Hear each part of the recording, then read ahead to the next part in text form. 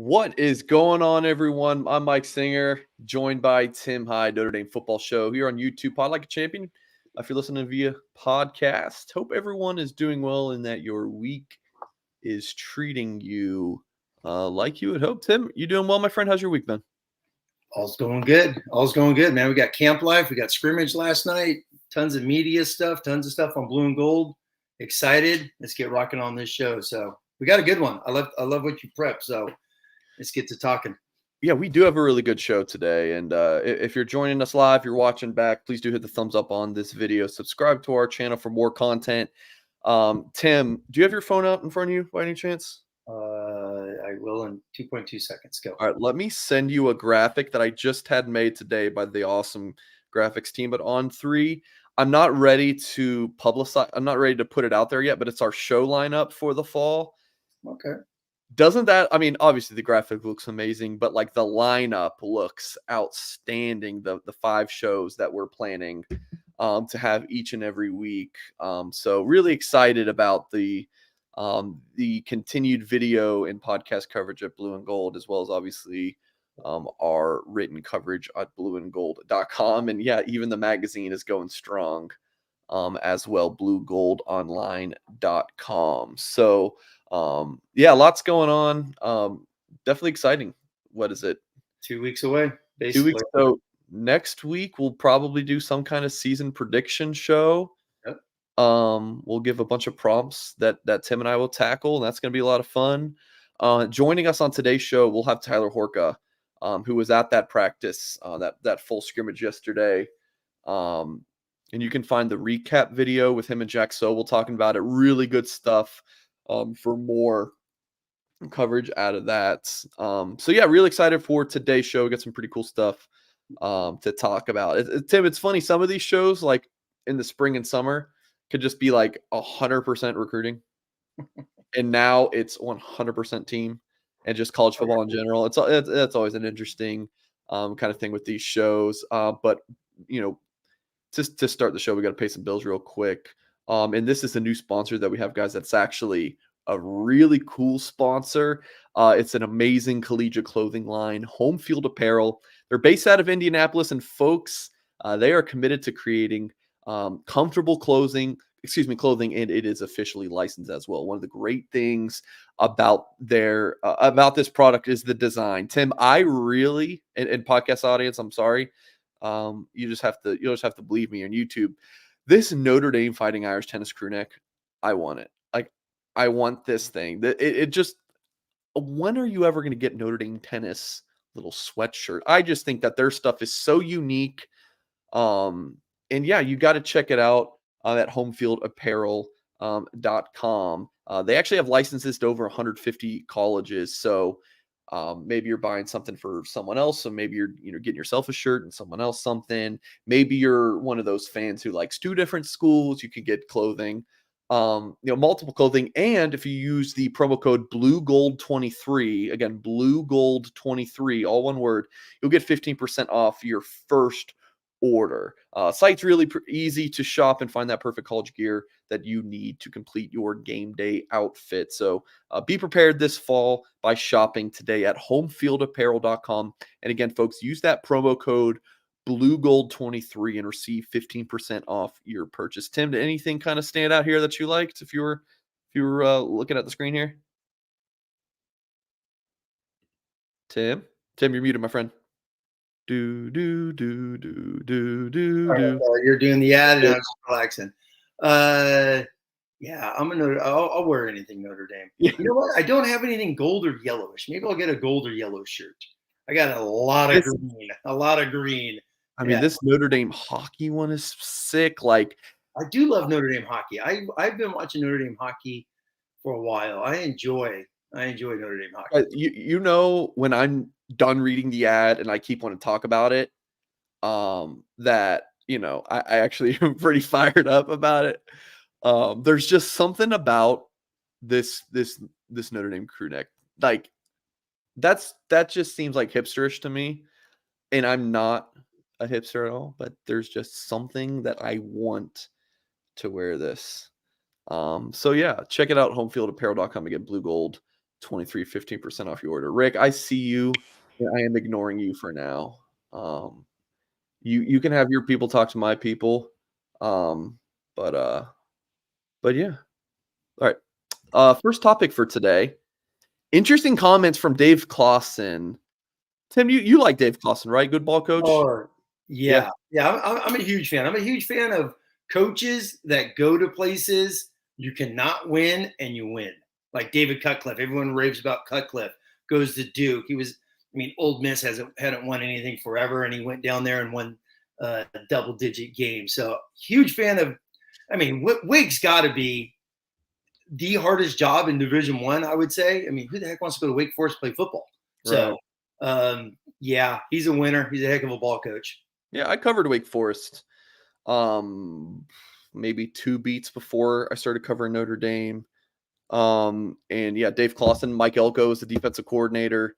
I can't remember who Wake Forest. I think it was Wake Forest was in the recruiting the 2016 class, and they had a quarterback. I can't remember his name.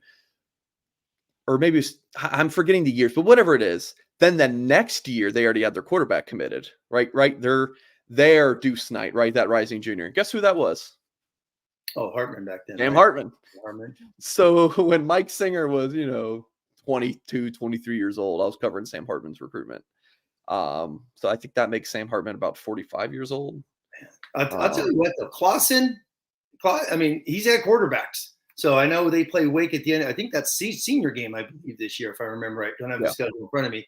But he's had quarterbacks. Every quarterback that's played for him has been a dude. Yeah. So he's a heck of an offensive football coach. Yeah. Okay, so I'm gonna pop this up on the screen here. And I'm actually gonna play the audio this time. I know I didn't last week. When I was showing that Goolsby video. So, which a side note, when you have some of these recruiting websites, what people call the recruiting services, your 24/7 Rivals on 3. I feel like a lot of the news breaking is in coaching, searching, and recruiting.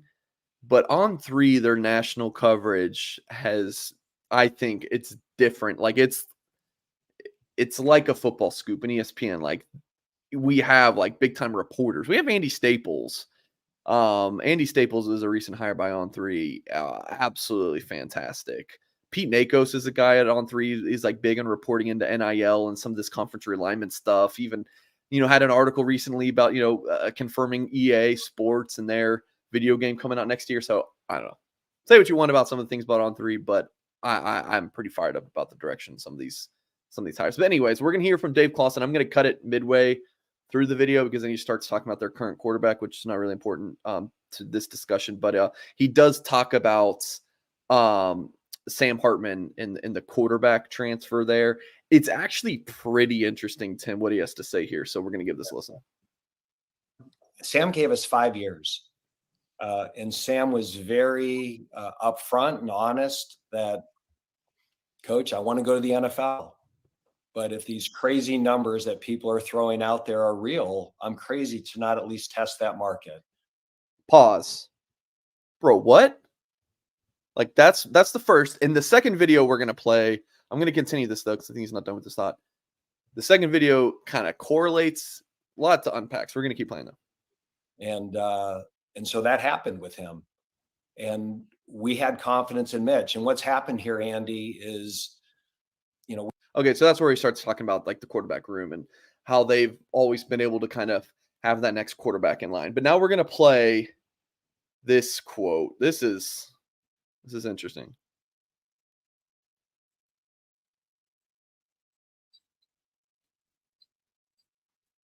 Oh crap. Is it playing?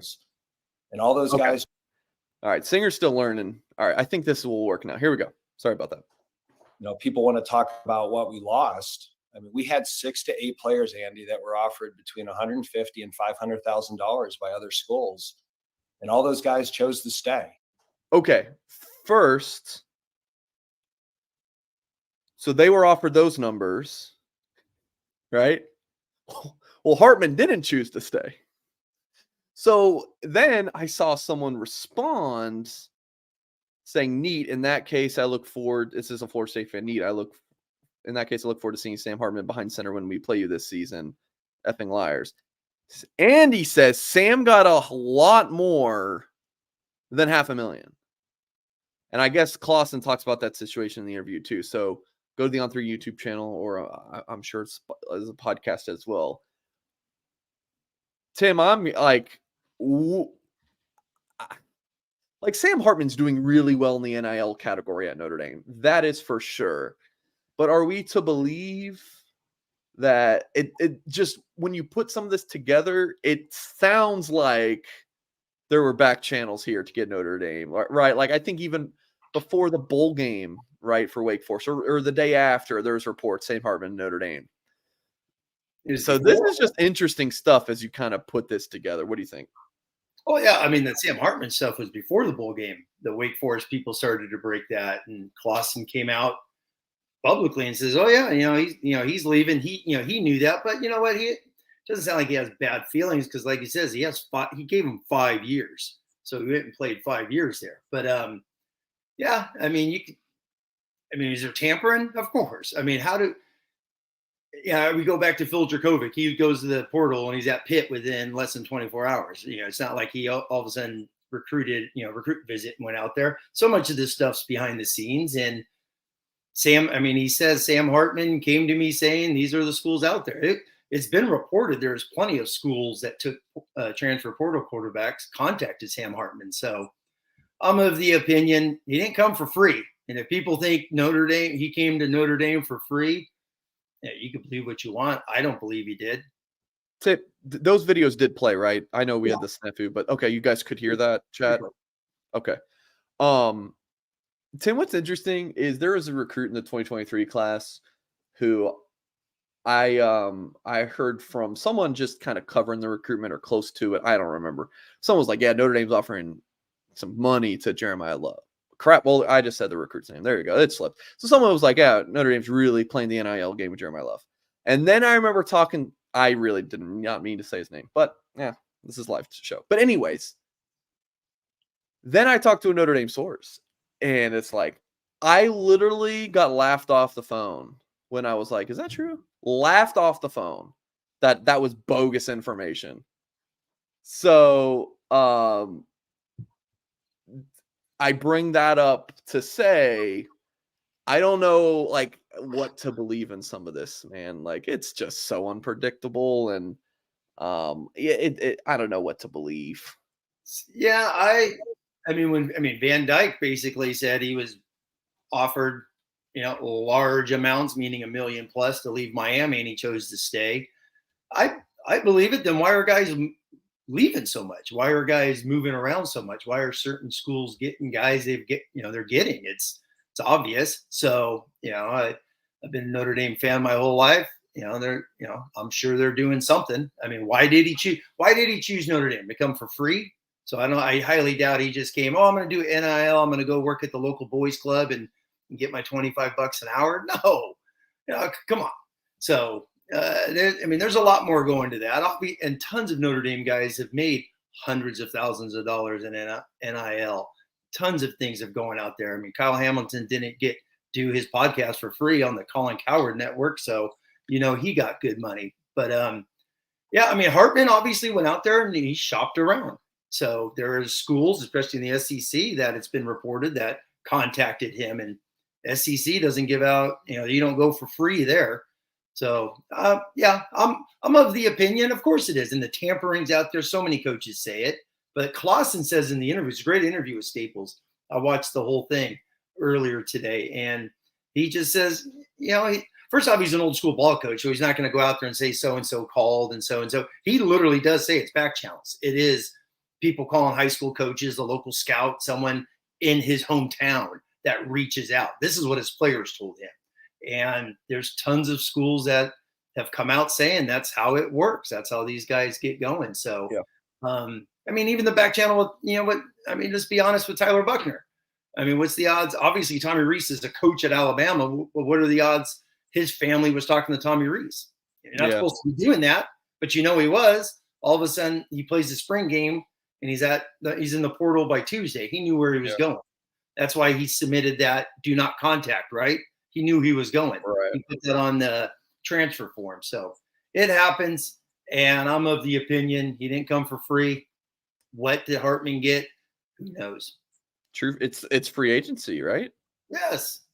That's why that's why so many people are, running around and going crazy. And Notre Dame got Carter, obviously. He come up from FCS. There's a ton of FCS guys that are moving up. And Yeah. going back to the Trent Dilfer comment a month ago, where he literally mentioned a dozen of his players are being contacted during spring because the Power Fives need depth. They got good players down there in the Sun Belt, and they're trying to bring them up for depth reasons. So it's happening, and that's the tampering. And Dave Clawson says in there he just wishes there was no rules. So it's ridiculous. We have rules; they're not enforced. So why even have a rule? And just have it like you're saying, free agency. Go about and do what you want, and and keep recruiting your guys, and have a program where people want to stay. Yeah, our next topic is kind of transitioning into some of this stuff. I'm just going to ask you this, Tim, before we get into conference realignment. And again, folks, we have Tyler Horka join in about 15 minutes or so. Are you concerned about the future of college football?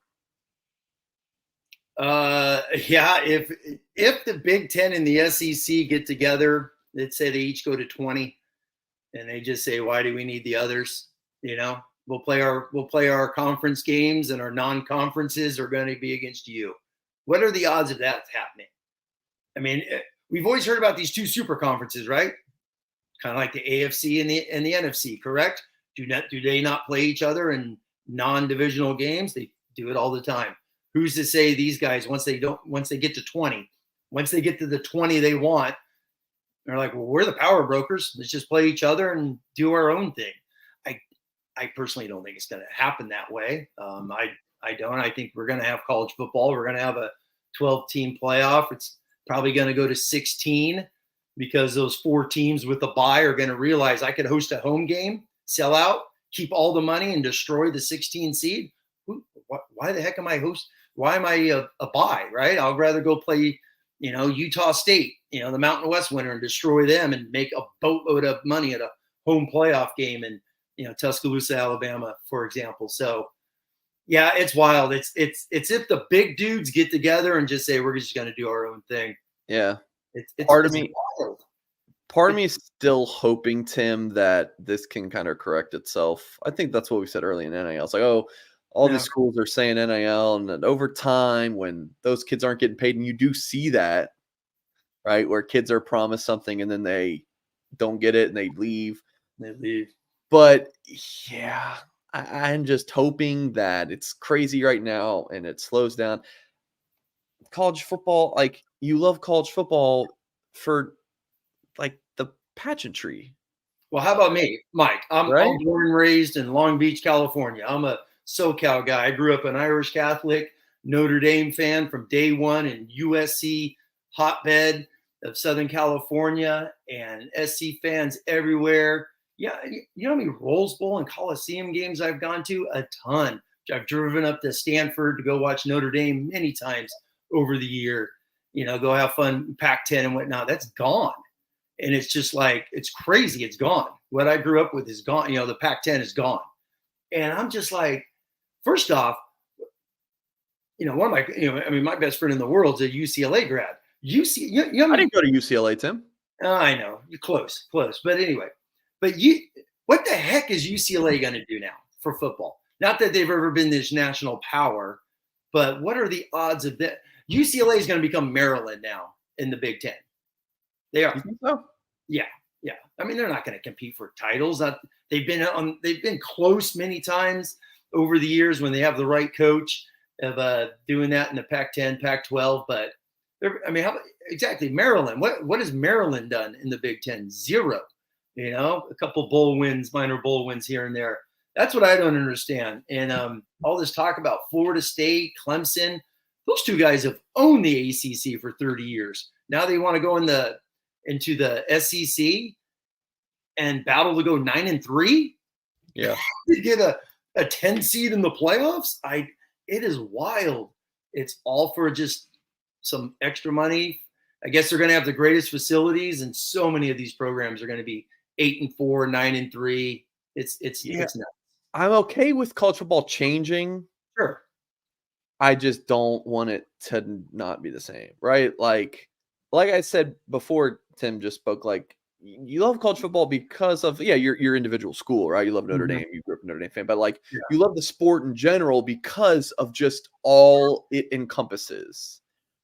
If you just are in it for the game of football, why wouldn't you just watch the NFL over college football? The NFL's better, has better players. You'd watch the NFL, right? But there are other reasons why you might love college football more. Like soccer comparison, I love the MLS.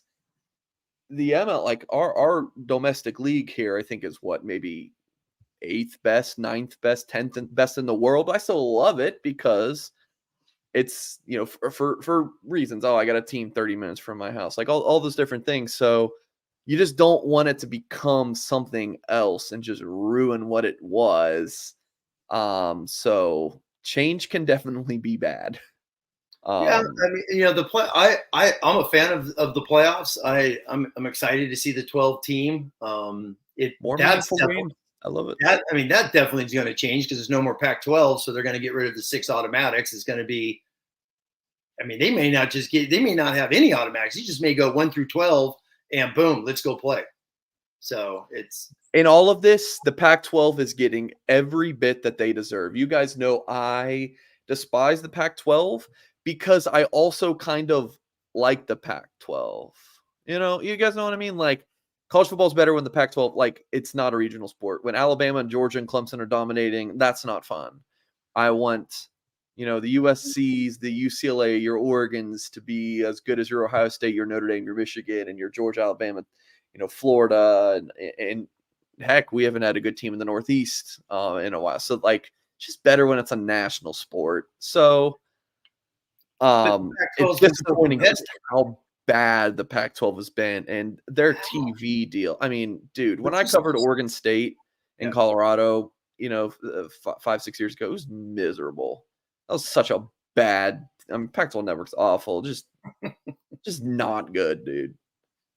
So, all right. You're Speaking right. of Pac-12, sort of, I guess. Chip Kelly had a pretty interesting quote, Tim. I'm going to read it. Notre Dame is an independent in football, but they're in a conference for everything else. Why aren't we all independent for football? Take the 64 teams in Power 5 and make that one division. Take the 64 teams in Group of 5, make that another division. We play for a championship, they play for a championship, and no one else gets affected.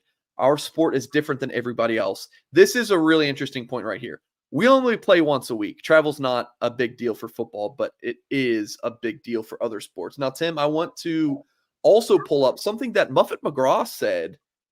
And I think on the same it's on the same kind of wavelength what they're both thinking. So I'm going to pull this up. Her tweet said, "Time to stop whining about where college football is headed and figure out how to save the rest of college sports. Let football break with the NCAA and form their own league," which is pretty much exactly what Chip Kelly said, right?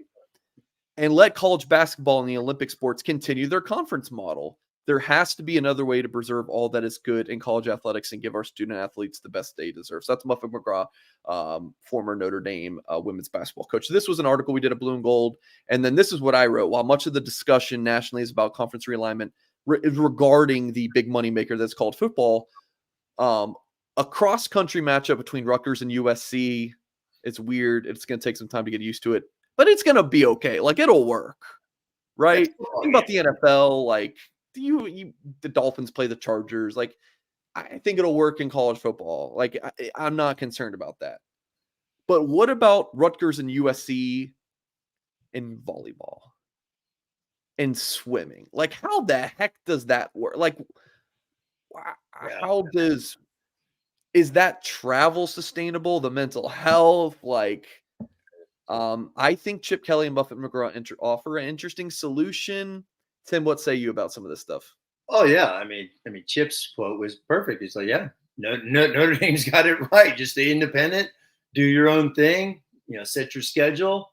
The money's yours. All that good stuff. So yeah, it's got to go that way. If the money is so crazy and so big like this for these for a handful of these TV networks. It's like it's slowly got to go that way. There's got to be a uniform of games. We keep always going back to conferences. Some play 8, some play 9, some only play 9 Power 5, some play 10. It's some will play multiple FCS schools, things of that nature. It's got to get especially this playoff. It's got to get on the same wavelength soon. But Chip's correct. It's like I have no idea how these ADs are going to organize some of these games. I mean, seriously, you're right. Like football's not a big deal. I mean, boom, you fly out there, you play. All these guys go out the day before anyway and spend all day in the city and whatnot, especially if it's a night game and all that.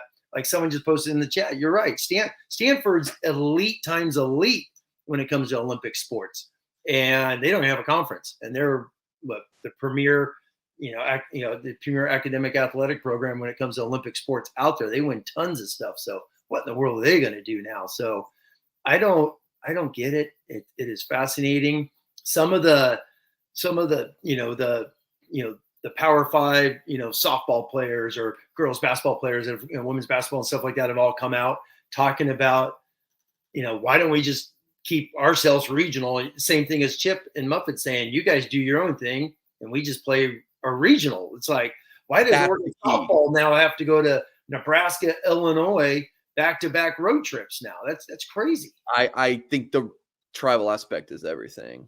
Oh God, I think that's a big deal. Now, sure, let's say this that or whatever, but yeah, the travel is that going to be? I mean, not that those are on television. I'll be honest with you, I have no idea when is softball playing Wednesday nights in conference. I have no idea. Or are those just all going to be weekend adventures? Where they travel and just do all these conference games on the weekends. I'm talking about the Olympic sports. Basketball is basketball. It's that's why they got to get rid of the one and done rule and just let guys do what they want and don't even force people to even go for a semester and play basketball. But it's a fascinating time, and I just hope Notre Dame just keeps doing what they're doing. I just hope the ACC doesn't fall apart because it's all about scheduling. Notre Dame needs teams to play, and that's the thing. Go ahead. We're going to go there next. That's kind of transitioning to where Notre Dame kind of fits into this. And before we do that, though, we're going to hear from how about Augie's locker room, Tim?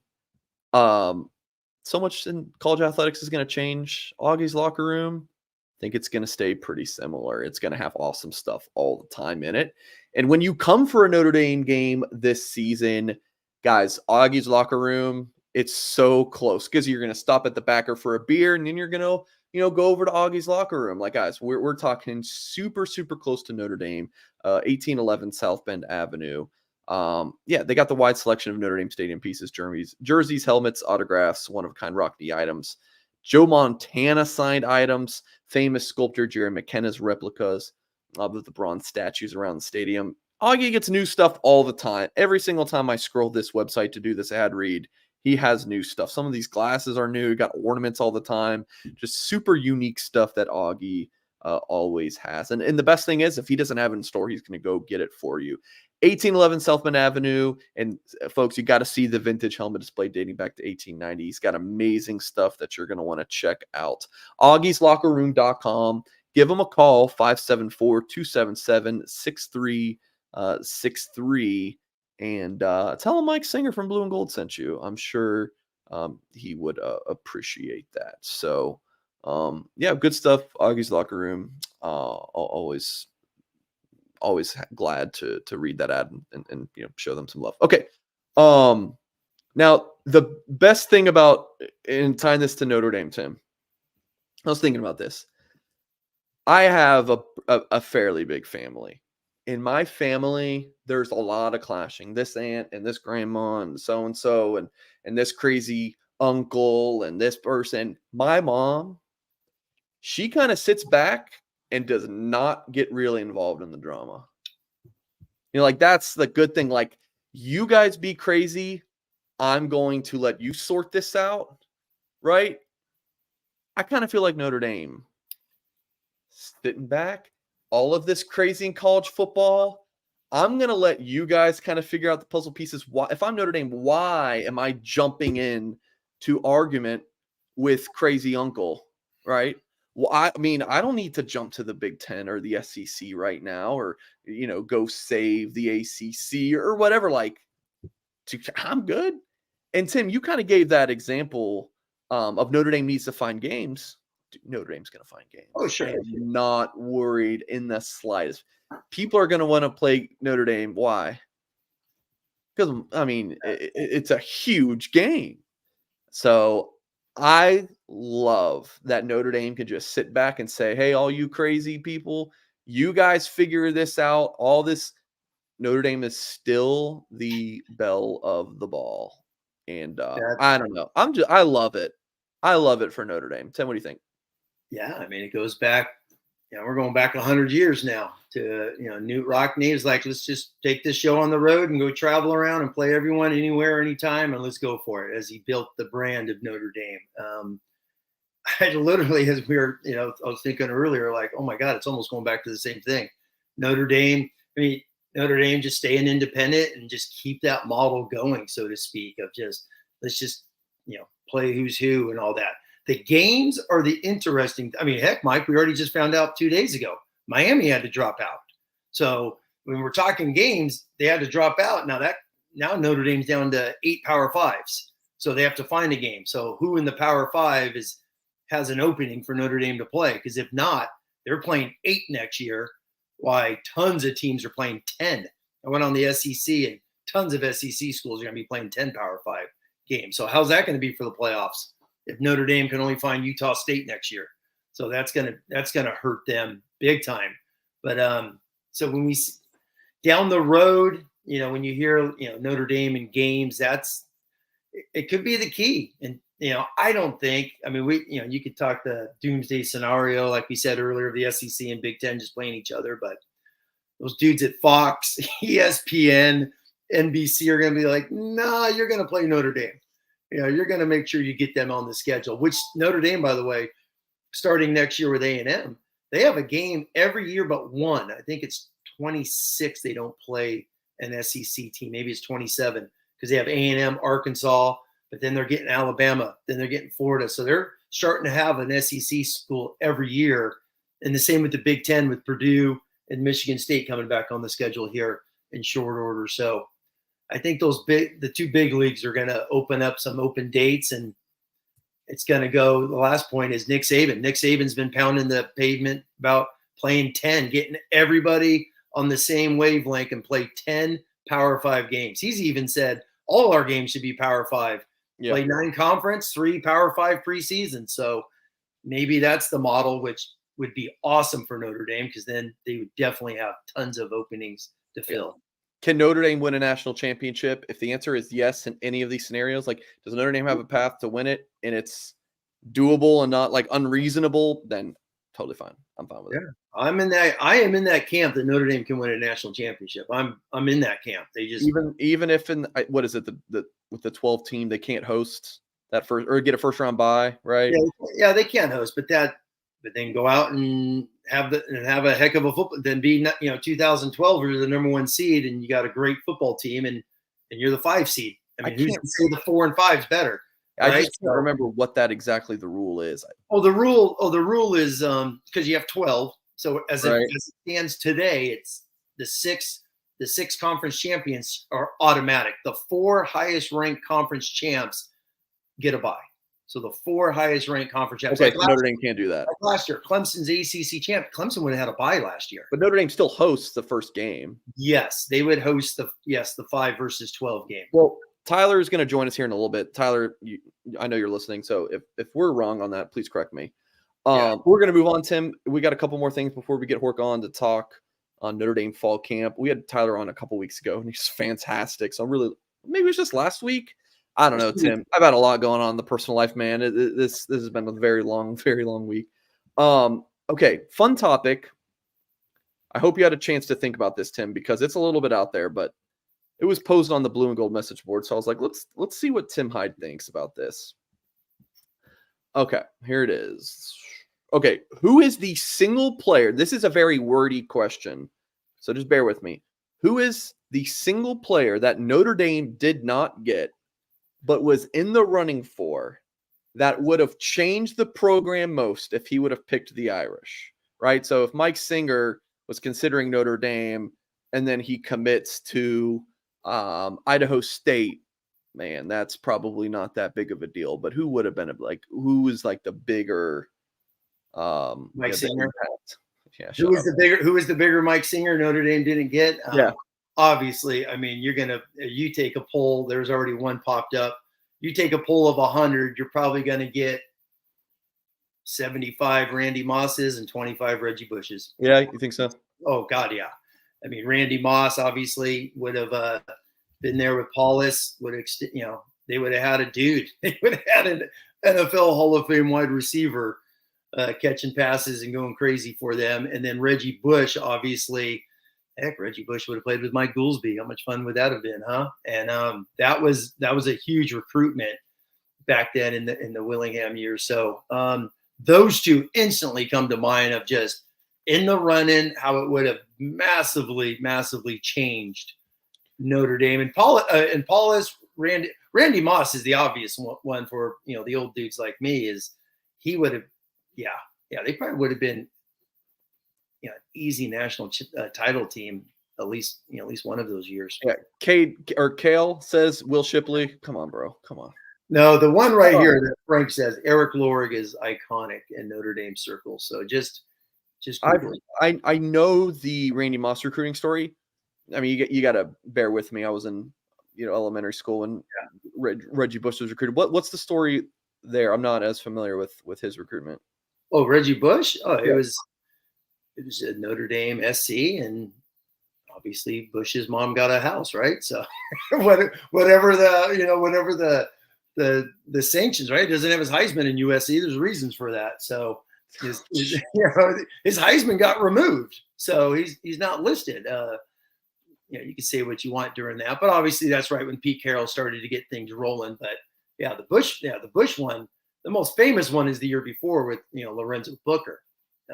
How he was all set to commit to Notre Dame live on ESPN, the first time they'd ever done that. And a little shenanigans happened behind the scenes and signs with Bobby Bowden in Florida State. So, but Randy Moss is going to be the go-to one for the majority of Notre Dame fans, I would say. Okay. All right. And then on the opposite side of the coin, who did Notre Dame land that if they didn't get that player would have had the most negative impact on the Irish? Definitely Steve Angeli, Joe Alt. Steve Angeli throwing nothing but passes under 10 yards in scrimmage. Sure. We'll talk about that in a minute. But anyway, the first name that pops on my mind is Manti Te'o. So yeah, it has they don't have Manti. They're not in the national title game.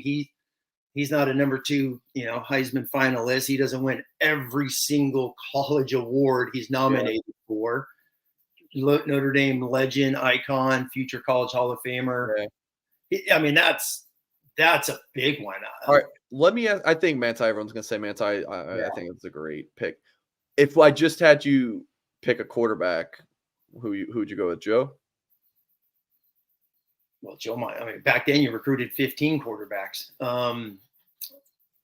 Quarterback. Yeah, it's got to be Joe. You know what? Once again, I'm showing my age. Probably Rick Meyer, because Meyer was a Michigan. He's from Goshen, Indiana, but he was a Michigan Notre Dame Final Two. What would that have done for Notre Dame had he not? I mean, he was the National Player of the Year and stuff of that nature. So that's one I instantly think of when it comes to quarterback. End up being the number 2 pick in the draft. So there you go. Yeah, someone saying Tony Rice. Yeah, Tony Rice was an interesting one because, Vinny Serrato, the recruiting coordinator, knew all about him as an athlete, heck of a football player, all-around multi-sport athlete. So, they knew he was going to be a prop guy. Let's take him and get him into Notre Dame, and obviously the rest is history. Okay. Brady. Someone mentions Brady Quinn. Yeah, that was not like a massive recruiting thing to get Brady. I don't think it matters about the recruiting. I think it's their impact at Notre Dame. Yeah, no. I mean, Quinn obviously with Charlie Weiss now and those 05, 06 is huge. That's a good point. Well, I think when he said Quinn, I think he meant Jeff Quinn. Former upper flying coach. Oh God. Oh, I Okay, love Tim, you ready for a little clip? 60 our little 60-second clips? Sure. What do we got tonight? All right. The most important player on this team is that where how am I phrasing it? What did I write down? Most Aside from important, Sam Hartman, who is the most important player on Notre Dame's roster for the 2023 season? Let me know when you're ready. okay. You know what? Damn. Okay. I'm gonna. All right. All right. And it's the backup quarterback for sure. So No, Hartman needs to literally bubble wrap himself. He's got to figure. He's got to wear like hockey hey, gear. keep him away from stairs. He is not elevators at all times for Sam Hartman. Oh man. When he is about to step over a curb, Joe Walton, Blake Fisher need to pick him up, place him down on a pillow, just let him walk on clouds. Okay, here we go. Tim, you ready? Jay Carr says hand action. All right, here we go. Okay. I'm actually going to read this out loud. All right, here we go. Hold on, guys. I'm sorry. I'm trying to. This saves us a lot of time to not have to do this after recording. Promise. So appreciate. Bear with me. Okay, here we go, Tim. Tim, aside from Notre Dame quarterback Sam Hartman, who would you say is the most important player on this Fighting right? Okay, all right. It's all right. We got the bad tape out. Shake it off. Taylor Swift. Shake it off. Here we go. Tim, aside from Sam Hartman, who is the most important player on Notre Dame's roster for the 2023 season? Well, halfway through camp, basically reading the reports and hearing everything that's going on out there. Me personally, I would say Audric Estime. I would just think the way his presence, his physicality, what he means to the football team, the running game, and there's really a ton of unknowns behind him. Some talented football players that have come to Notre Dame and are ready to get their chance. But Estime, I've said it 1,000 times, he's this year's Kyron Williams, meaning he's running back one, feed him the ball multiple times, get him the ball 20 times plus in these big games, and let this guy go eat crazy and chew up yards and have a great season. Good 40 seconds there, Tim. Nice job. Oh, okay, good to go. I was going quick. Yeah, I mean, that's a good – I mean, obviously, I was reading some of the things. There's multiple guys. I like JD, someone said, but I think those young linebackers – JD Bertrand – I love JD Bertrand. I think he makes a lot of football plays. I've been rewatching some of the games last year, and he makes a lot of plays. But there's some really good talented linebackers that sound like are on the cusp. For me, I don't know. I've been on this Estime thing for the last month. Talented running backs behind – but Jadarian Price sounds like he's back, but he's not. He's not showing the wiggle. A lot of people think. Obviously, the Penn State guy, he hasn't played in a couple of years. Payne has been banged up. I guess he got banged up again last night. So what's his thing? Jeremiah Love was out of the scrimmage last night. So what's that here and there? I mean, you don't want to play a true freshman at tailback. So I don't know, man. I think Estime is going to be huge. I know Hartman gets the thing, but I think Estime could be the team MVP if I had to pick today. Yeah, I think if you have Logan Diggs still, I probably wouldn't go Estime. I think Estimate's a good choice. I also think Joe Alt's a good choice to keep Hartman upright, protect the blind side. Yes. I also don't think you can go wrong with one of the corners, Cam Hart and Ben Morrison. Just impact guys at corner, dude. What do you think? But I still would probably go Estime. I'm not saying Mickey and obviously Christian Gray, outstanding freshman, really good football player. But I bet you they could play. I bet they got good depth there. They do. I mean, if Cam Hart's a fifth-year senior, so I mean, he's been injured a bunch over his time, and the odds of him missing some games this year are probably high. So I think he's hurt one right now. One of those guys are going to start, and and they're tough corners. So I would not have an issue if they go in a game with Morrison and Mickey or Morrison and Gray starting. I think Notre Dame will be fine. The old one, freshman. I don't know about that, but I think your point stands. That I would say, and I didn't do my most important player list at Blue and Gold. I told the other guys they could do it, and Tyler did. So I'll ask Tyler that for his take on that. But first, Tim, I'm going to let you get a sip of water here. We're going to hear from our friends over at Rogue Shop.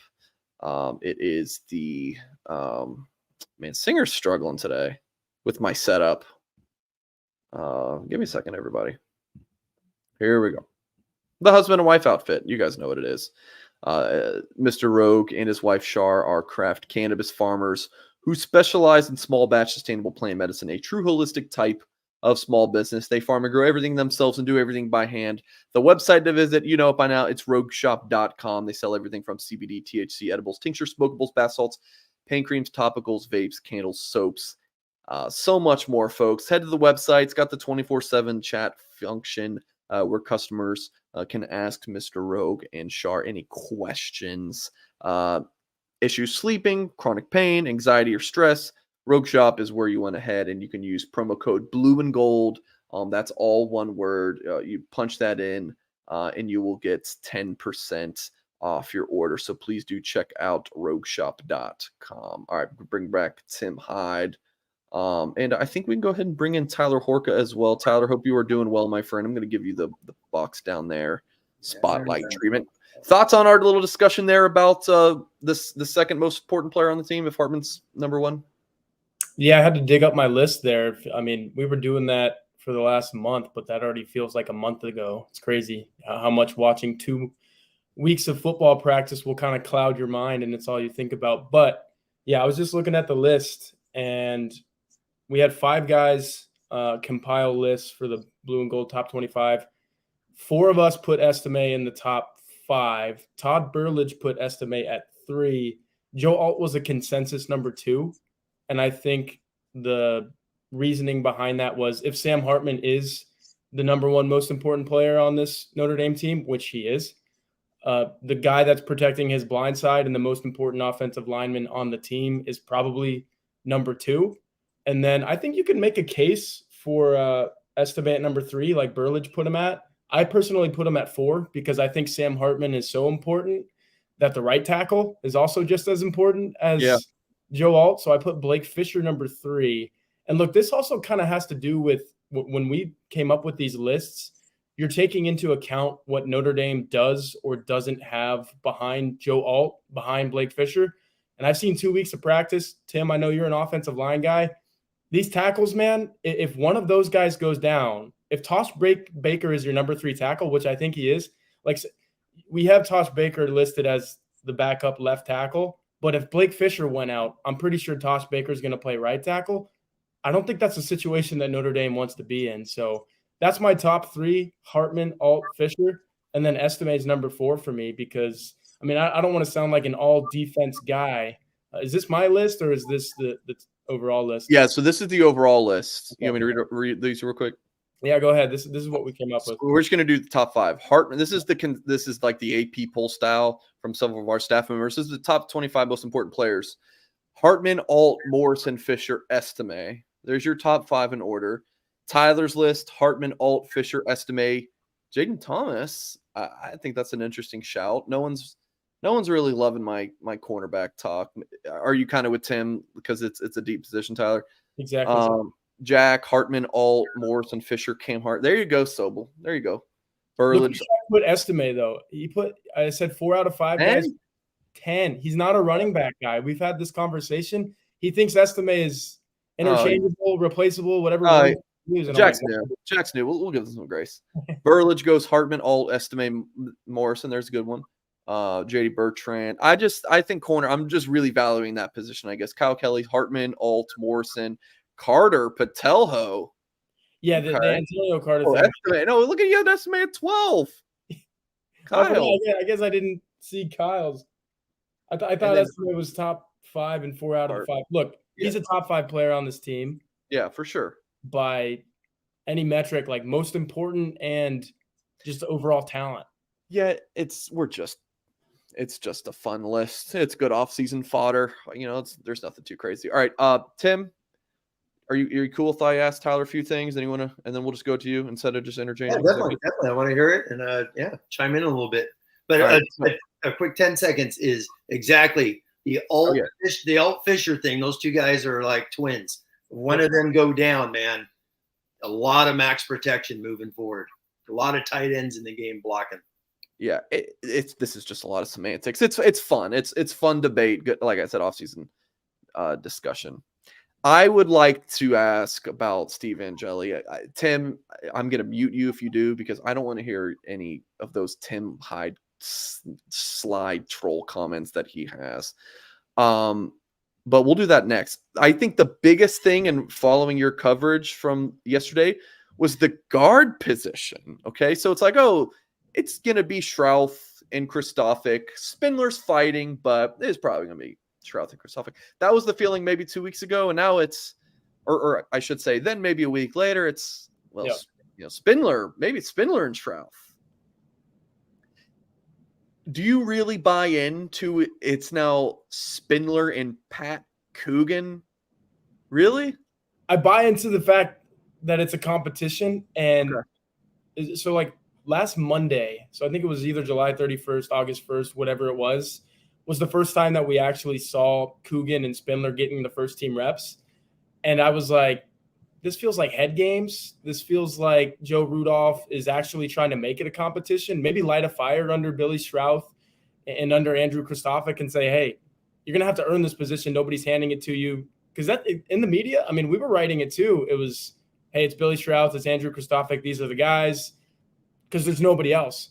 And then we walk in on that Monday and we're like, Coogan? And the Spindler one made sense because it felt like he was knocking on the door. He had a good blue gold game.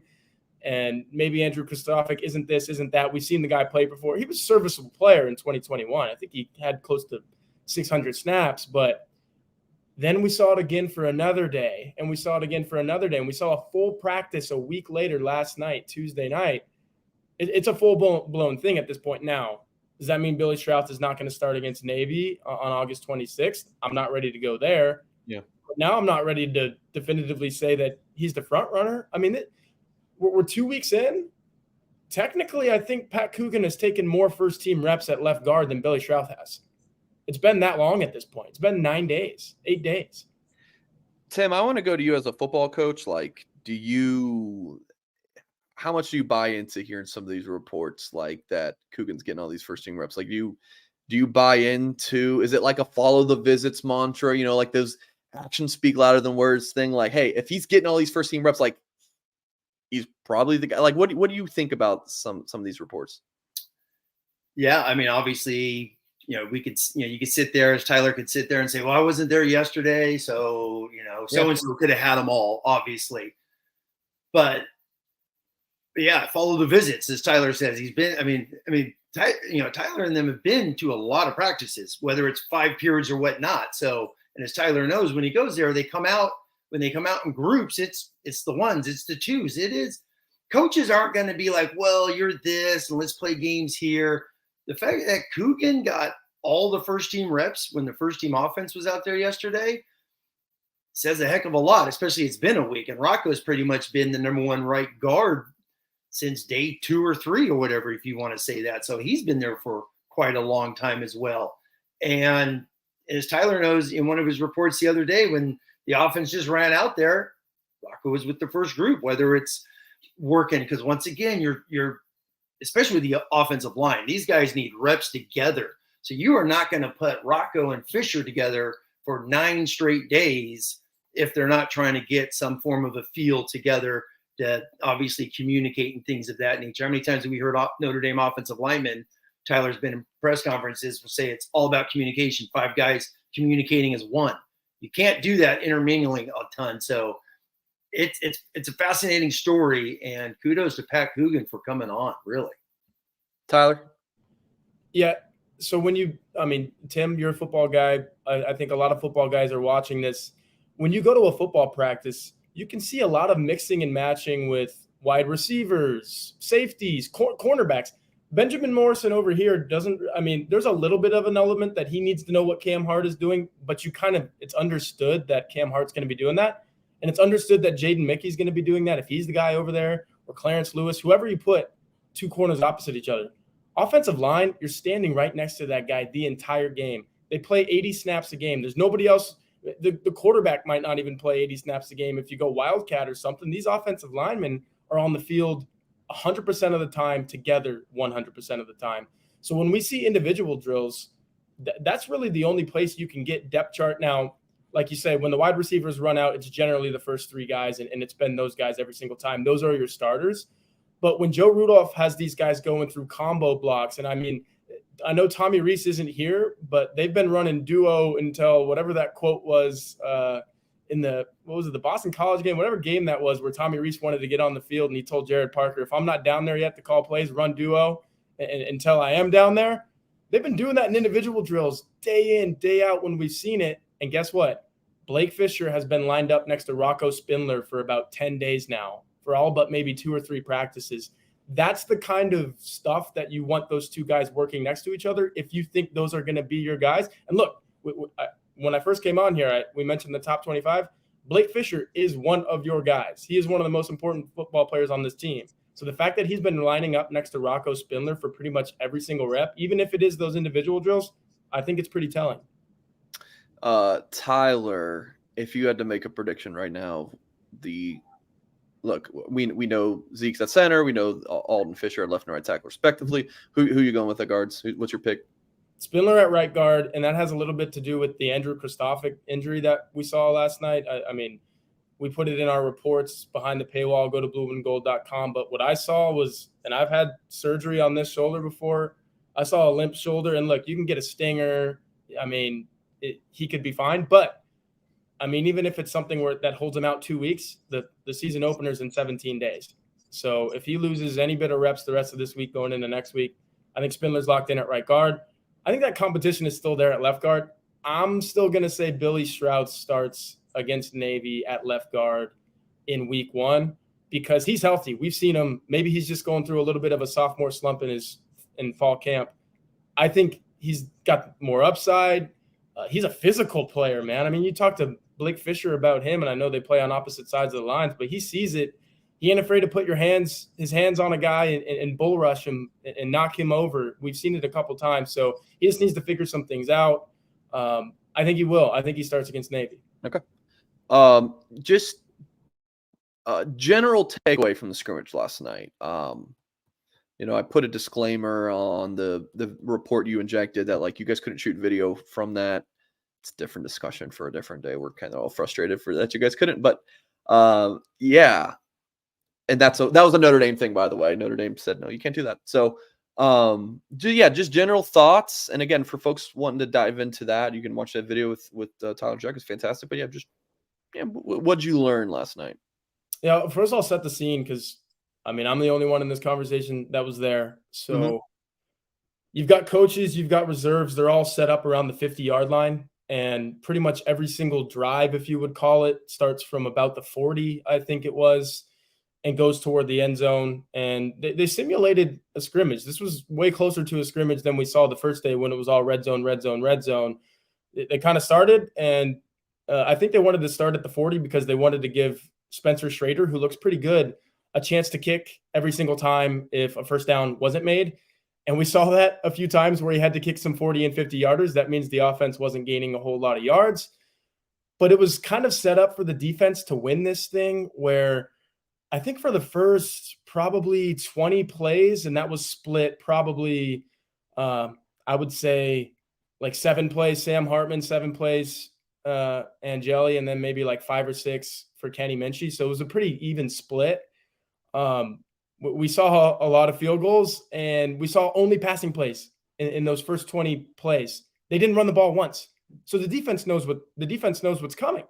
And that's a little hard. I mean, when the defense knows a pass is coming, you still got to defend 4 or 5 guys. So that's a little difficult. But then they split up and went into individual drills, and they came back and they only ran the football. So Jadarian Price, Devin Ford, I'm sorry, but those guys knew what was coming, and it was stuff city after stuff city.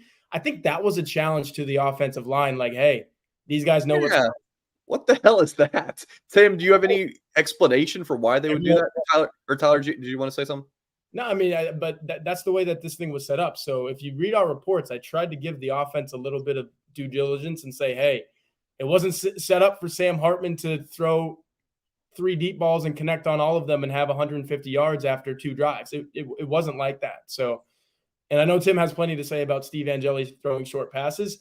That's why you saw so many short passes, is because the way that this thing was set up. But yeah, I mean, Tim's probably seen that before where you give a team half a field and just kind of let them go to work, right? Yeah, without a doubt. It's just probably just did situationals, I mean, what practice is it, Tyler? 15, 14, Well, 16? It was 12? Okay, gotcha. Yeah, so you got 11 days of film already, and it's probably just situation. Going back to the coaching thing, it's like every single thing these dudes are, I mean, this is all mapped out. They know exactly what they're doing, where they're at, the plays, sometimes they may not know the offense and defense, but sometimes they will know personnel grouping so they could work that in and out. And that's going back to the O-line thing. Just to follow one last thing on that is Joe Rudolph does not give a darn when the Notre Dame media is there, so he's not given, he doesn't care. So when he's calling out ones, he's like, well, I got to hide Billy. If that's, it was some people think going back, Tyler's point, no, he's trying to get ready to play football games and get these guys ready for the first month of the season before the Buckeyes come. And he's coaching his tail off. All these guys are.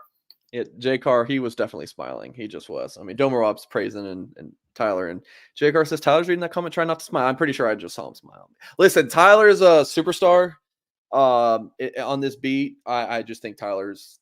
I think he's fantastic, and Tyler's getting his own show. People have been saying it, and Tyler's getting his own show.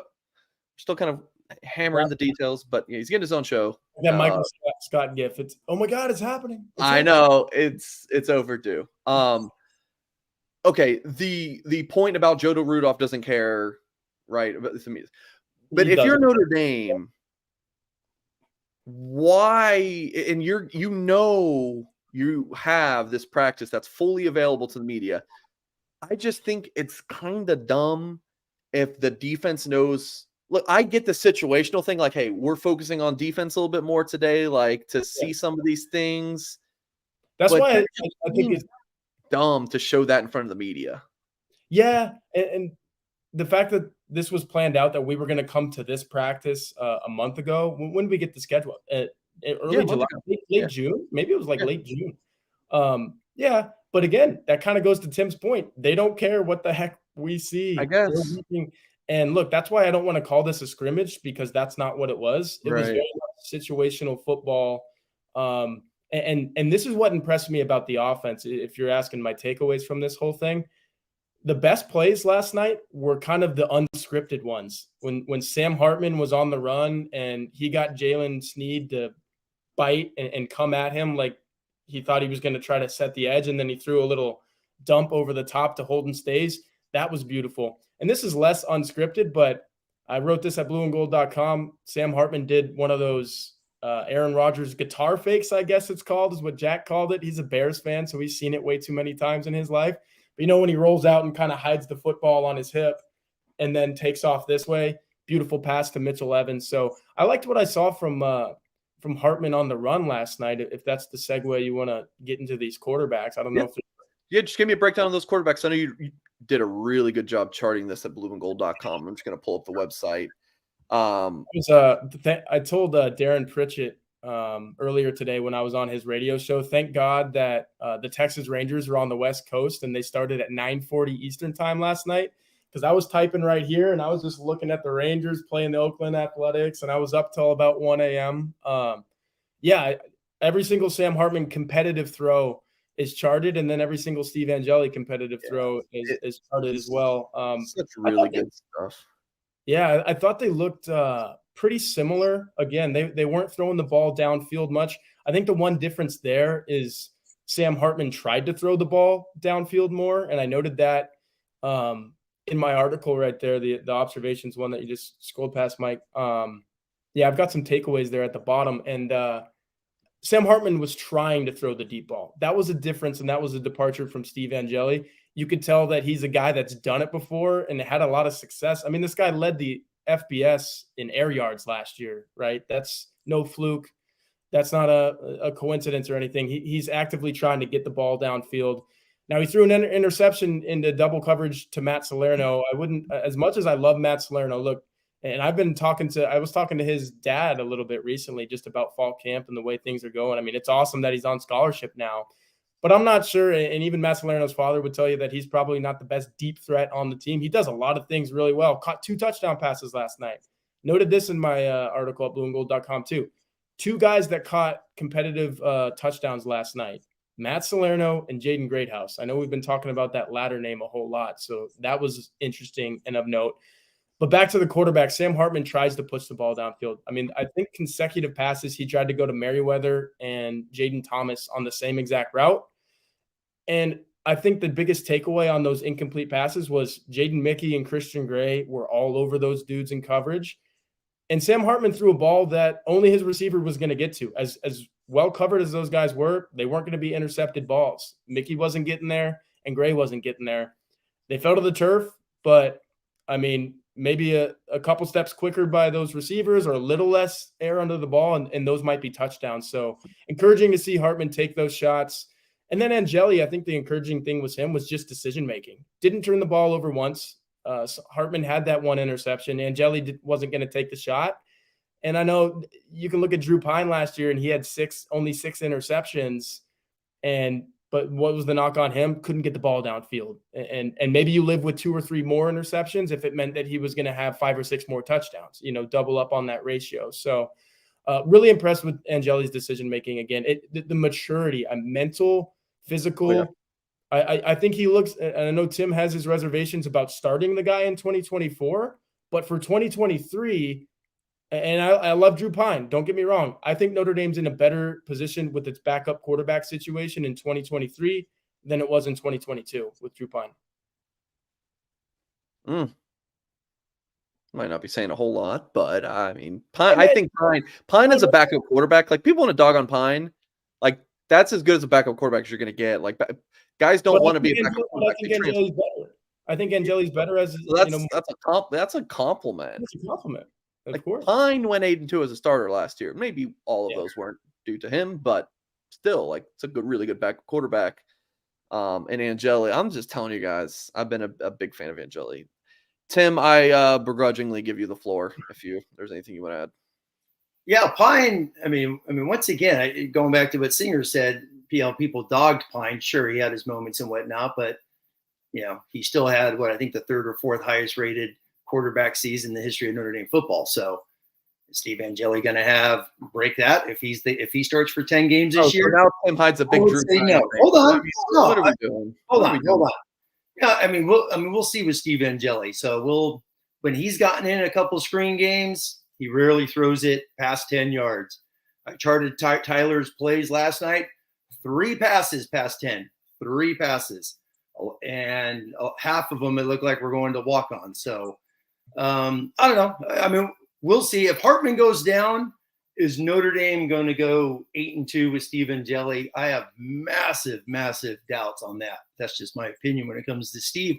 Really, really going back to what I've seen in the 2 spring games.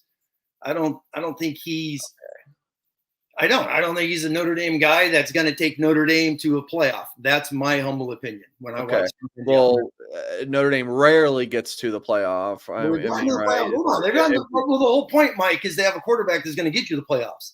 Isn't that why Sam Hartman's here? Sam Hartman's here to get to the playoffs. Yeah, but you're just saying, William. He's here to get to the playoffs. So why is Steve Angeli on Notre Dame's roster? Just to hang out and just chill? No. Is he a quarterback that's going to take Notre Dame to the playoffs? I humbly, my little tiny opinion on this earth, say no. I don't believe he is, because I've seen him throw. I've seen the spring games. I've watched. I'm just saying the film is in the camp. I don't think he's a dude that's going to go out there and take Notre Dame to the next level. That's just you're also based on the spring game. Okay, so after a spring game, when someone doesn't do great, we'll see. Like, look, folks, it's a spring game, but now we're using the spring game as the criteria. The criteria where all everyone wanted to do is give Hartman the Heisman after a spring game when he threw 1 pass past 10 yards. What did we tell people? Like, folks, pump the brake a little bit. That's what we said on our show. Hey, I'm just trying to be brutally honest. So if people want to, Angeli's the number 2 this year. He is the number 2 this year. If he's in, hey, I'm a Notre Dame fan. I hope he goes out there and has a heck of a season and he kicks butt. Be rooting for him each and every game, just like we did for Drew Pine. I think Mike Singer and Tim Hyde were the only ones in all of Notre Dame media that said tons of positives about Drew Pine. People wanted to boo-hoo on Pine all the time, and we'd be like, man, he just did this or he did that. It's like the Clemson game. Well, he only had to, he only threw 8 passes, and that's all he had to throw. It was 45-mile-an-hour winds in that game. Notre Dame didn't have to throw. So there's But certain games. Jelly comes in a spring game, and it's a dink and dunk spring game. So we knock him because he's not throwing the ball past 10 yards. But Pine does it. Why doesn't he throw the ball? We'll patch on the back. And Angeli does it. But there are What are you routes. doing in a spring game, Steve? Mike, your love affair with Angeli shows all the time, and that's fine. There are routes past 10 yards. Make it make sense, Tim. I just want your logic to Angeli make gets sense. the ball and throws it like in 2 blinks. He throws it so fast, it's almost like he's nervous sometimes. What's he going to do in a game? My humble opinion is a post of Angeli pushing the ball downfield on social media all the time. Mike, routes on air. Okay, one-on-one. Excuse me, that's what coaches do. Like, he can throw the ball downfield. Mike, you're killing me. One-on-one football is one-on-one. That's all you do is go bombs away against DBs. I'm just saying, you can throw the ball down the field. Hilarious. This is hilarious. And in scrimmages, we post them on social media. The dude, or excuse me, Notre Dame posts on social media. The dude's putting the ball on field. Hartman's doing that, not Angeli. But we'll see. We'll see, right? Hartman missed a game last year. Maybe he misses a game this year. We'll see how Angeli does. He's probably going to get a shot once this year. Kale, you're about this close from being booted on the chat. So just be very careful. Mike sounds like a Michigan fan. Also, hold on. What the hell does that mean? But Angeli's in the spot where he's at because of transfers. If one of those guys don't transfer, he's not even in the conversation. So he's only in this conversation because dudes left and opened the door for him. He's number 2 by default. Let's be honest about that. Minchie's coming off a shoulder injury. Really didn't do much in the winter and the spring. Aren't those reports true, Tyler? He knows that. So it's not like Minchie's out there 110% being the dude, the freshman, the heir apparent. No, he is number 2 by default. And I'll say that. I don't think anyone else will. And that's fine. So you're saying if it was Angeli and Minchie in a quarterback battle next year, Minchie hands down? If you want to go off film, high school film, and who's the better football quarterback? Yes. Minchie's the better football quarterback, without a doubt. And you've even seen it on some of the passes, or you read reports and you see practice film. There's 8 billion practice films out there for anyone to watch, whether it's on Twitter or whatever you do. There's tons of stuff out there to watch. Minchie throws dimes. He does. He's out there slinging it sometimes. So, yeah, that's just my humble take. There's Angeli. He's got 1. Who's that 2? There you go. There's Flores. There you go, Mike. You got 1 pass. Exactly. So yesterday he threw 3 of them, Mike, and he was 1 for 3 on passes past 10 yards. So you could show 1 play over and over again. I hope Angeli's there. I truly do. I've said this a million times. I'm just not one that thinks Angeli's taking Notre Dame to the promised land, and that's where Notre Dame recruits, plays football to get to. Which is my take. All right, I was just trolling you back there, Tim, giving you the spotlight. You can't just be so anti-Angeli, be like, oh well, I'll be rooting for him. Like, bro, get out of here. Like, keep the same. It's not anti. There's no anti.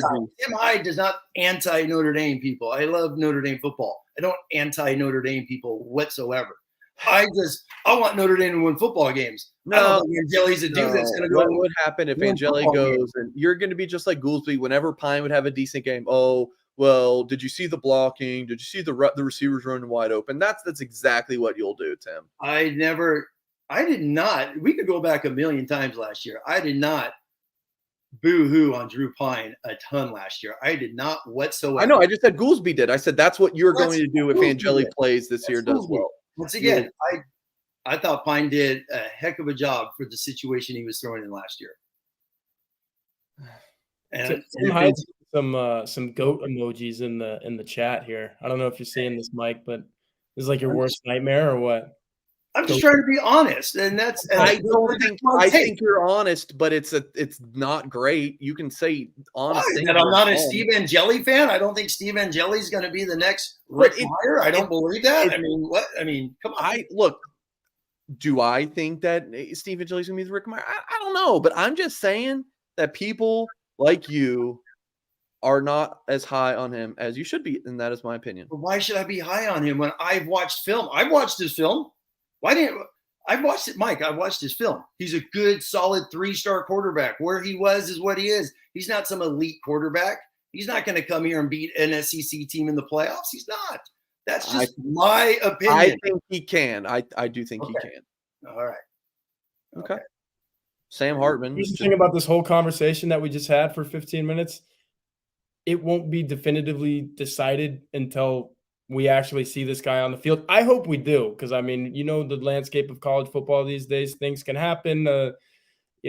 Pebble gets kicked down the road and all of a sudden some guys at some other school. I'm not saying that's Angeli's future, but the amount of talk that we've had about him, he deserves a shot. And, hey, that's kind of up to Sam Hartman to give him some shots this year. Notre Dame needs to be up bad enough in some of these games to where Angeli comes in and actually throws the football. Now, I think you put more stock in that than a blue gold game, to be honest. Tim's talking about how he doesn't throw the ball down the field. If he would throw the ball down the field, I'm not putting much stock in that anyway in a blue gold game. If he completes passes against other FBS teams, even if it's garbage time and he's able to hit some downfield routes, then I think Tim should at least feel a little bit better about Angeli. He shouldn't come off his take and say, all right, yeah, now he's the guy, because garbage time is garbage time. But we really need to see Angeli throw the ball once in a college game, and then after that, down the field in a college game before, any of this really matters as much as we want it to. Andrew, the super chat says, Alex Smith had 0 high school film. He played with Reggie Bush. Angeli also had a run heavy scheme, and maybe Angeli's better than people think. I don't know. I'm just telling you guys, like, when I saw him going to his junior season, like, I was just very, very excited about him. So I don't know. You can disagree with me, but I don't know. I think that I've said I am biased AF, but I just think the guy can really play. So yeah, someone said this sounds like Thanksgiving. I'm not like my mom, going back to that earlier analogy, who will sit back. No, I'm in there and I'm yelling. And my favorite is when me and Tim don't yell as much, like, just there. We haven't done that in a while. So Tim, we got to get back to that, man. There's just been too much that we've agreed on, and I'm sick and tired of that. So I like yelling at Tim Hyde. It's my favorite. Yeah, I have plenty of opinions, and but we'll have those once the game start. As the game. I was going to say this is a sign that football is around the corner. You guys are yelling at each other because football's 17 days away. If Hartman does get hurt, everyone knock on wood, please. And Steve does start, and he does bad, I might take some vacation time. I was going to say, yeah, your world comes crashing down. I might take some vacation time. Yeah. So that's all right. If he does bad, Tommy Reese gets all the blame, so it doesn't really matter. So we'll get the Tommy Reese show going on with all the fans. It'll still very much be on Steve. That note, though, a reason that I think he's more primed, and I'm not gonna dog on Tommy Reese, because I actually respect him and I think he's a pretty good offensive mind, but I don't know if he was able to oversee these quarterbacks as much as he even wanted to when he was the offensive coordinator. Gino Guidugli being here, I think, is massive for Steve Angeli. Not so much for Sam Hartman even. It's good to have that voice in his ear every single week. Guidugli told me a couple weeks ago that he's going to be on the field, not up in the booth. So he's going to be a voice in Hartman's ear, not even in his ear, but, face-to-face contact. I think that's great for Hartman. But for Angeli and Kenny Minchie to have this guy around and literally being 2 feet away for every single one of their throws, I think they're going to be better for it. So let's end this real quick, Mike. Obviously, we all fully expect to be here a year from now. Who starts in College Station? No idea, dude. Steve Angeli or someone else, Mike? Dude, I'm going to go someone else. You can take someone else. Hold on. Sam Hartman's gone. Sam Hartman's gone after Stanford. Let's say he doesn't even play the bowl game. If Notre Dame's obviously, if they're in the playoffs, he's playing. Notre Dame's going to the Holiday Bowl. Sam Hartman really going to play? No. So Steve Angeli gets to start in the Holiday Bowl against Oregon State. See how he does? Yeah, Hot take, maybe Steve Angeli doesn't start that Holiday Bowl, because what did Drew Pine do right before the bowl game? Once he knew that Notre Dame was going to the portal, he went to the portal. He doesn't start that game. So Minchie. I don't know. It'd be Minchie and the walk-on as the two quarterbacks. It would be Minchie, yeah. But here's why I'm taking the field, even though I'm a Steve Angeli stan as well. Not to Mike's extent and to the degree that Mike supports the guy. I think he's pretty good. I would take the field, though, because when we were sitting here on August 9th last year, no freaking way we thought Sam Hartman would be starting against Navy on August 26th 2023. So you got to take the field. You'd be dumb not to in this era of college football. I may also take the field as well if I were betting on it. And Tim, you remember where I would always say, like, there's no way Reese is going to take and I don't remember which exact year I would be saying this, but like, there's no way Reese has taken back-to-back years of transfer quarterbacks, right? Because as like your ego as a coach, people are just going to dog your recruiting if you're only taking transfers. But with a new quarterbacks coach, I think you can do that, right? It's like, oh, some of these, they're not all my guys. Like, No, I but, didn't recruit but Marcus, Jelly. So I do think that could play. Like, the ego part of it, I don't think is there for you taking back-to-back. but Marcus Freeman's the same head coach. He's the guy who runs the program. It's his program. So if he takes back-to-back transfer quarterbacks, it has zero to do with Geno. It's Marcus Freeman. I think it does have to do with Geno. But he's not the head football coach. But he's the quarterbacks coach. If Notre Dame goes 9-3 this year, they're a one-game improvement with Sam Hartman. Let's just say they go 9-3.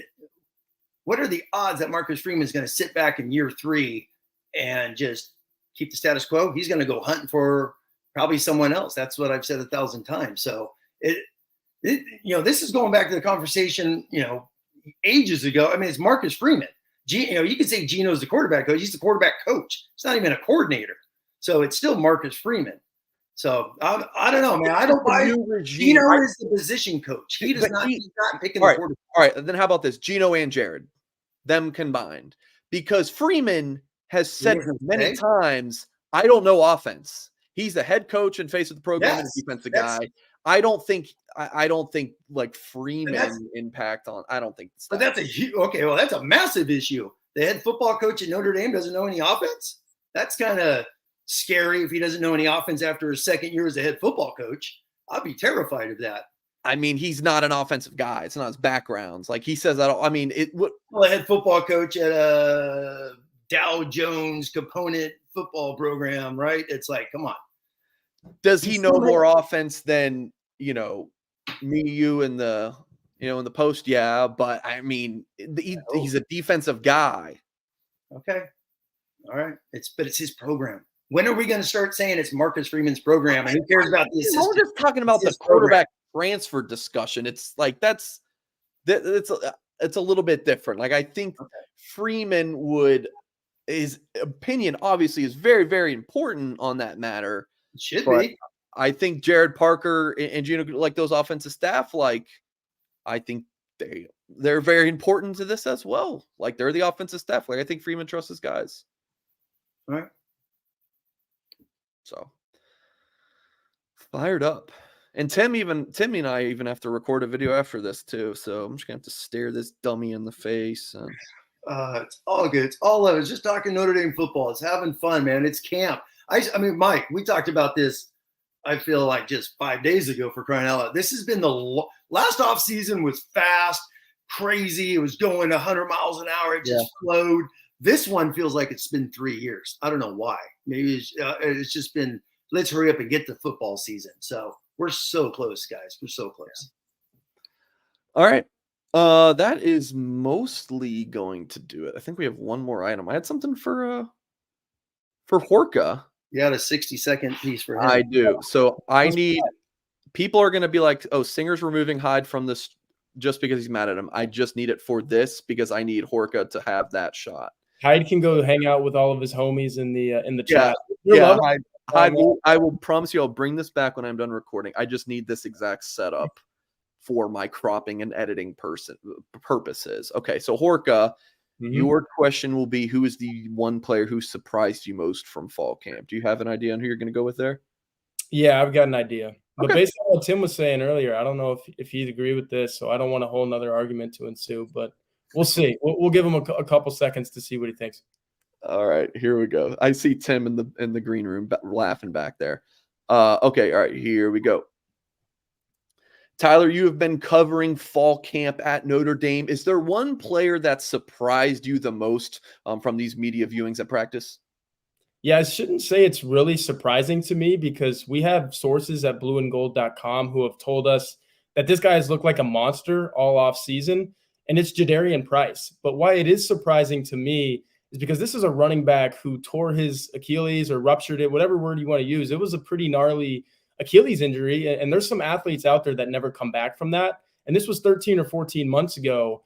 And first day of fall camp, when we walk in there and we get to see a full-on practice, Jadarian Price is repping as the number 2 running back in a Notre Dame running back room that has 5 scholarship guys that could all, and 4 of those guys could all be the number 2 behind Audric Estime. So Jadarian Price took his rehab very seriously. He's big. Maybe he doesn't have that jump cut stuff that he used to show, but I think he's going to get there eventually, and he's been pretty impressively surprising to me. You're muted, Mike. Okay, sorry. Yeah, I think we were good. I think we're under 60 seconds there. Yeah. All right, Tim, thoughts? So hold on. There's the chat is just cracking me up tonight. Late night chat. Yeah. Kale says Mike chooses Angeli over Hyde. May he rest in peace. Singer says Angeli over Hyde. Bye, Tim. And we got score 1 from Andrew for Mike and Tyler, but I don't even think I've been arguing against Tim in this. I've kind of agreed with him on some of this stuff. I'm in the middle. I'm neutral. Yeah. Tyler's exactly. Tyler's playing the role of loose emoji. Professional reporter who's reporting on what he's seeing, and there's nothing loose wrong. Emojis. Truth is always somewhere in the middle. Yeah, that's one of my favorite. Tyler's at. Tyler's in the middle. Exactly. There you go.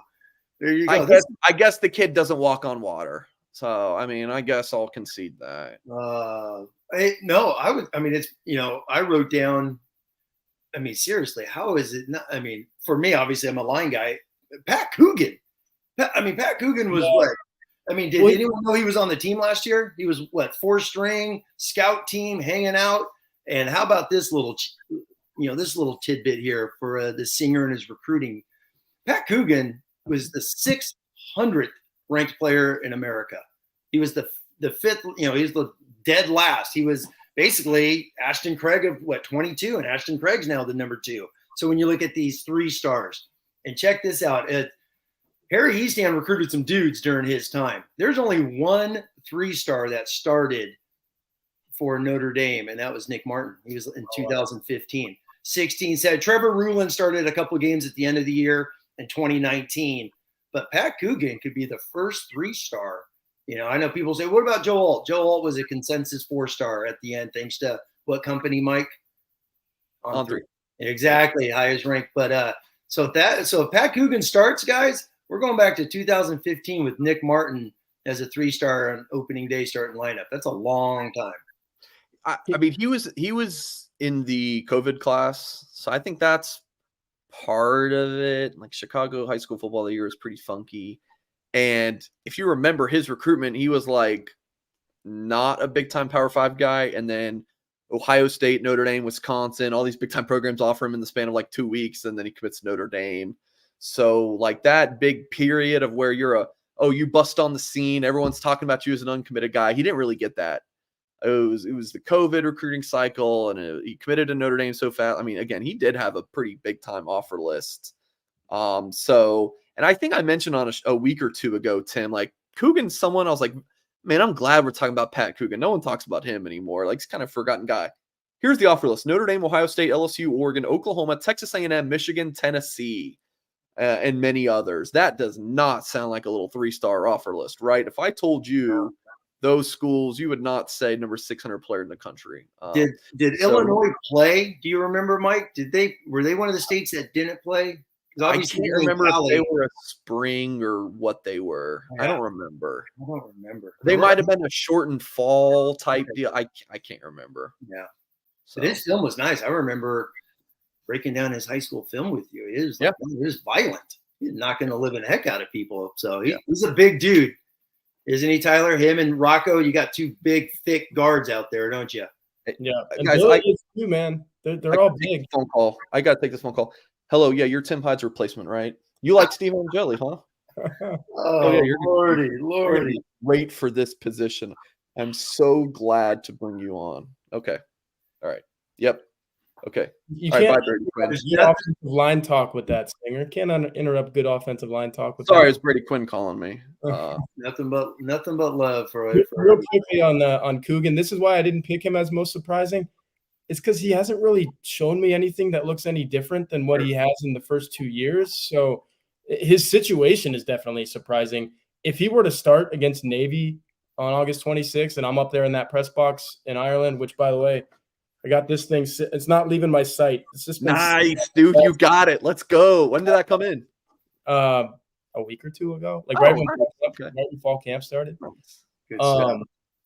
Yeah, if I'm sitting there in that press box and I see Pat Coogan starting, that's when I'm like, wow, this is really happening. And I guess we'll know that. Maybe not, because Notre Dame doesn't always show everything on its pregame depth chart on Monday or whatever it is, but it might say Billy Schrauth or Pat Coogan. But I'm surprised by his situation because I haven't really seen anything different from him. And I hope that's not telling of or indicative of what that situation is for the guard play as a whole, because they need to find a guy. And if that's Pat Coogan or Billy Schrauth, I don't care who it is. They need to find a guy. Let me just throw out one more name since we have Tyler here, is Gabriel Rubio. Rubio seems like another guy who's been hidden, played a little bit last year and whatnot, big physical presence, highly, highly ranked high school football player when he came to Notre Dame. But, man, it sounds like he's going to play a lot of football this year. I don't know what these defensive linemen did differently this offseason, but there's guys who are getting to the quarterback, especially from tackle positions, that we didn't really see them do that last year. Gabriel Rubio is one of those. Even Riley Mills, now that he's full-time 3-tech, he was annihilating the middle of the offensive line, the interior last night. Oh my goodness, was he getting there? So, and Rubio's not surprising to me because I was lucky enough to do a feature on him. I don't know if it was last year or the year before. His dad is one impressive dude, played a lot of football, professional football, comes from a good family. Like you said, Tim, huge guy, nice off the field. But once you get on the field and he's got that eye black on, I think he still wears the middle bar face mask, like menacing dude. And I think he's one of those guys that I've been saying his time is coming. His time is coming. I think his time is now. He's going to play a big role in the middle of that defense. Yeah, love to see him sticking it out. And that's what we called the Dookie stick. That's what I called in high school. Andrew Gilmore asked, who's his dad? Angel Rubio. You can look him up. Played a few years in the NFL, and I think he did some Arena Football League stuff too. So, some of that Notre Dame NFL pedigree. Well, cool. Guys, great show, Tyler. It's always fun to bring you on. Really looking forward to your show. We'll have more details about that. We'll tweet, post it on the website, all that stuff. So you'll be able to find that soon. Tim, I'm really looking forward to the comment section on this one after the show. I think it's going to be a lot of Mike Singer. Hey, Tim, you're muted, buddy. I think it's going to be a lot of people loving up Tim Hyde, and I'm fine with it. It'll be 50-50. It's like the message board. There's a lot of Stephen Jelly love out there. People don't like that I think they're going to the portal, so I get a lot of hate. I get a lot of hate fan mail on that. So it'll be 50-50. It'll be 50-50. No. Okay. 70-30. I'm being nice, I guess. 70-30. Hey, as long as at least I'm like, hey, I'm biased AF here, so you take this with a few grains of salt. I mean, that's fine. Domerwap, great comment. We're an hour and a half in. One of our longer Wednesday shows we've done. He says it's nice that Tim got out of that dark cave. I'm so glad that someone brought this up. Tim is not at the in-laws. He's at his own house there. And the lighting is exquisite. Yeah, the dark cave. I got the dark cave. You got Goolsby with the tiny house. So we got Blue and Gold's got some. Yeah, exactly. You're there, at Hesburgh Library, so you're good to go. That dark cave. I'm going to save it. I'm going to show my mother-in-law that one right there. Yeah, this fathead was a fantastic. I don't know, it's $70-$80 or whatever. I mean, I've been using this for years, so it's a nice investment. I don't know if my guests love staying in my office when they're here, but to see Touchdown Jesus, people are Notre Dame fans, but yeah. I'm partial to what I got behind me here. Those are the first two Blue and Gold Illustrated magazines that my name ever appeared in. So I think you got Kyron Williams, and I'm looking backwards. Kevin Austin, yeah. First two that I ever appeared in. Pretty cool. And did you get that blown up or something? That's not regular. Yeah, blown up. It's like, how'd you do that? Did you just send it in the image or something? And FedEx or whatever. It's so cool. Yeah. I have a couple that are similar like that. They're sitting in my closet. My two covers that I took the picture of, 2 recruiting issues. But all right, well, I think that's it. Tim, do you have any closing thoughts here? No. I mean, we're 2 weeks from camp. Exciting. 2 weeks It's from the awesome. game. You know, the job, Tyler, Tyler's got 73 articles since last night, and they're all awesome to read. Seriously. I woke up bright and early this morning, excited. So good things. I got one last question. When do you guys talk to Freeman next? Is it, I guess that's the big thing. And then we get ready for Navy week basically coming up. Yeah, we were supposed to talk to him yesterday, but I think they ixnayed it because the setup would have been terrible. I mean, you had probably 30 media people, and how are you going to scrum that on the field with cameras? And anyway, didn't talk to him Tuesday. We talked to him Saturday. So I think we're going to have a ton of updates. And then from there, I think we don't talk to him again until Monday prior to the game. So Saturday is going to be a big press conference, though, because, I mean, we will have had 2.5 weeks of camp at that point, and you know how much happens in 2.5. I mean, look at everything that we talked about today that was different than the last time I came on here. So he's going to answer a lot of questions on Saturday, and I'm looking forward to that because there's a lot to ask him. You guys are at practice Saturday and then get to talk? Or at least we'll practice tomorrow, so Okay. Thursday and Friday. No practice Saturday for us, but we're talking to him on Saturday. So. Okay. But they practice Saturday, just no availability, just other than Freeman. I could tell you right now. I can too. No, they do not practice on. Oh yeah, they do. It's just completely closed to media. Practice number 15 is closed to media on Saturday. Okay. Yeah. All right. Cool. So yeah, that's gonna wrap it up. BC, really appreciate you commenting this as well. Happy birthday to Lou Emoji. Happy birthday in heaven to the GOAT of Notre Dame athletics coverage. 61 years ago today is when Lou was, or excuse me, on the 8th, yesterday, when Lou was born. So yeah, please keep your thoughts and prayers with Lou's family. Yeah, definitely miss him. I think all of the time. Man, if we had Lou on this show, it'd be so awesome to get his thoughts on things, just like the Lou Emoji show. Come on. So yeah, rest in peace to Lou Emoji. All right, fun show. Love the banter. Love the debate. Appreciate you guys for tuning in today. Make sure you catch us next week as well. We'll have a recruiting show Friday. Goolsby show Sunday night will be really good to hear from Goolsby, kind of do a season prediction type show with him, get his thoughts on some of the recent headlines in Notre Dame football. But yeah, and then we'll be back next Wednesday. Make sure you head over to blueandgold.com, hit that thumbs up on the video before you get out of here. Subscribe to our channel for more content, podcast people, leave a nice review if you haven't yet. And as always, folks, we will catch you next time.